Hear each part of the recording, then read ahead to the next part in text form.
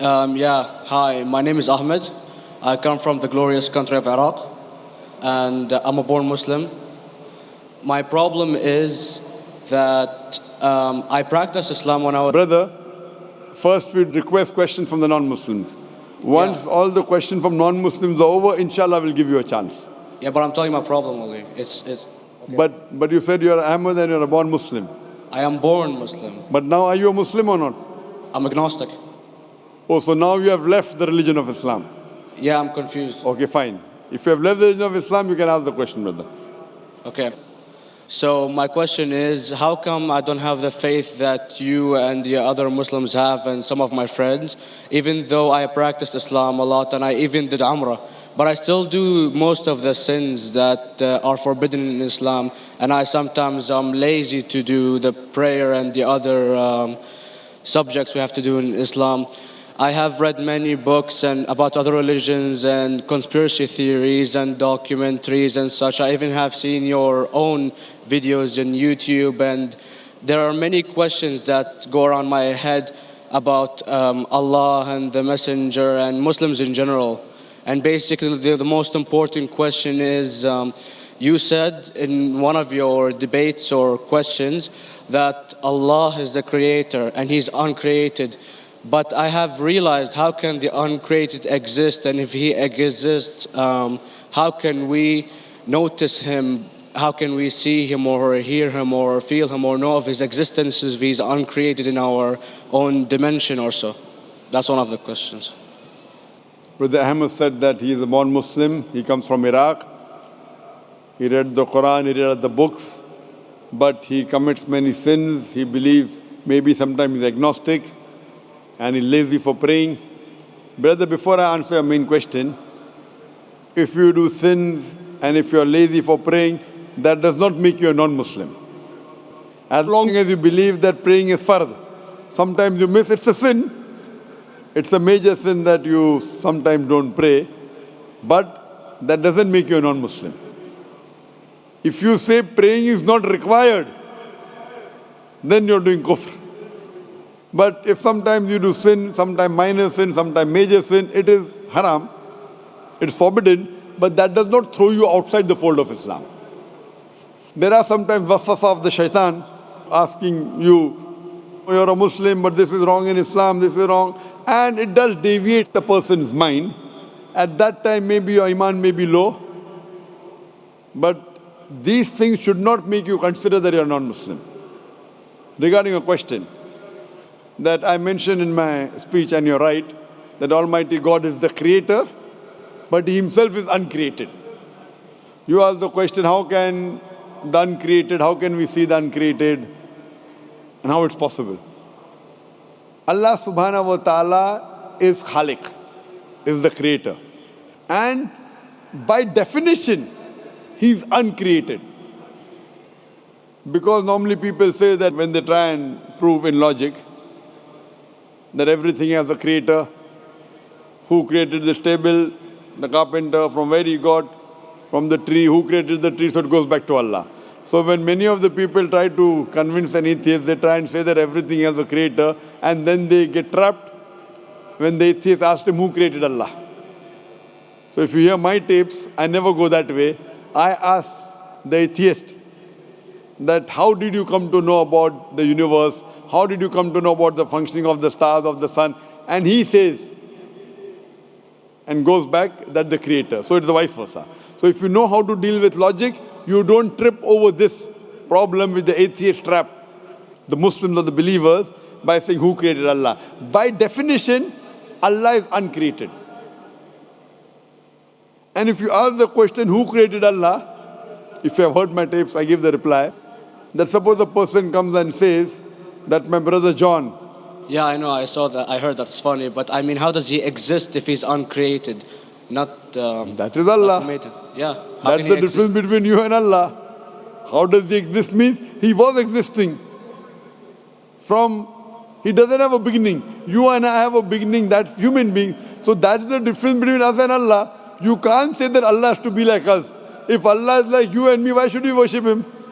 I see, but have you heard of the phenomenon, the Big Brother? used by various orders and political agendas to control the people and such by implementing it into multiple gods, and then later on it became a monotheistic religions all over the world to make it easier for Big the Brother, people sorry, to... I've never heard of the religion Big Brother. It's not a religion. It's like a theory, an idea, basically. For What does it example, say? yes.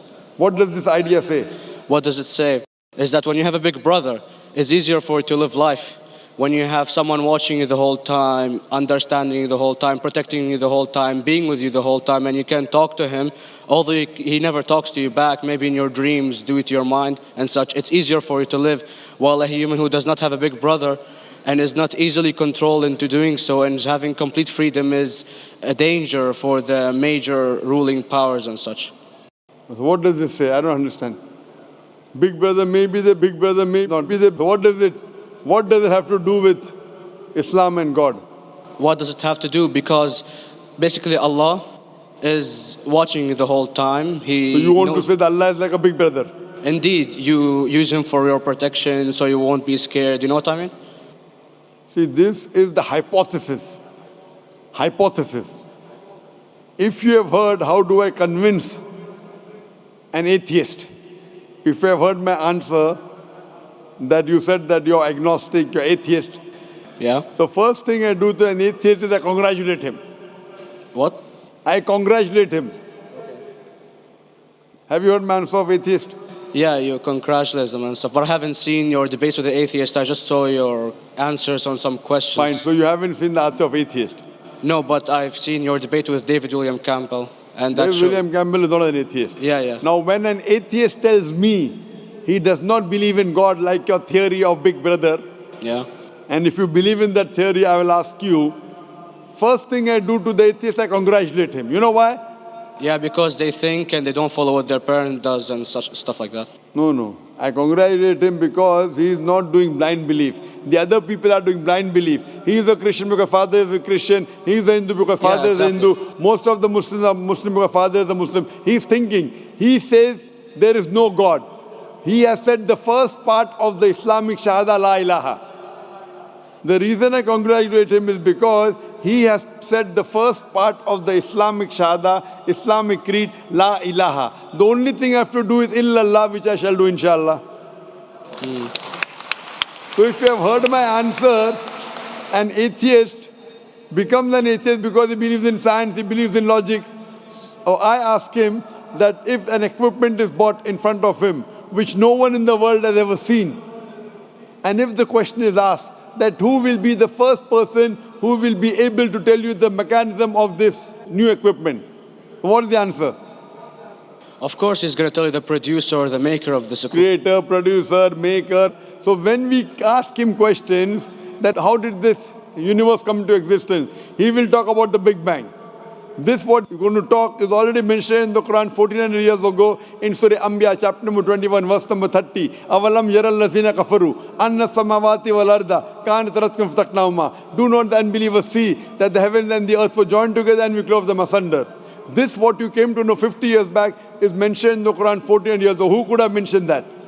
Well, in various civilizations in like 2000 or 5000 BC before Islam came or Christianity itself, there was various civilizations that are good in astronomy and they know more about our solar system than we do now, sadly. Brother, your knowledge of science is little, not in-depth. I do agree. There are certain things which were known as hypotheses.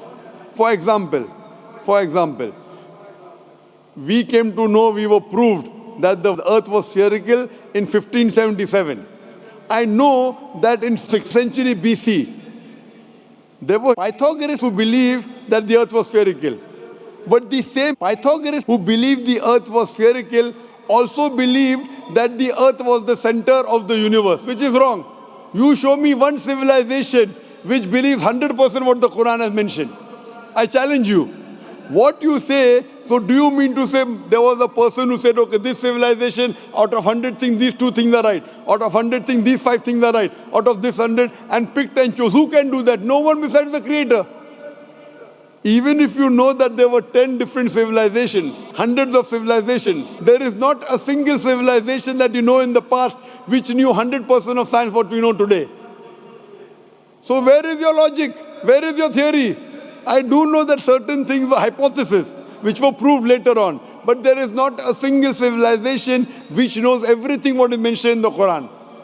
So the answer goes back to the original question, who could have collected this in the Quran? Someone 1400 years back, could he do and say, okay, out of these 100 things, these 3 are right, out of these 100 things, these 2 are right, out of this, it's not possible. Mathematically, it's not possible.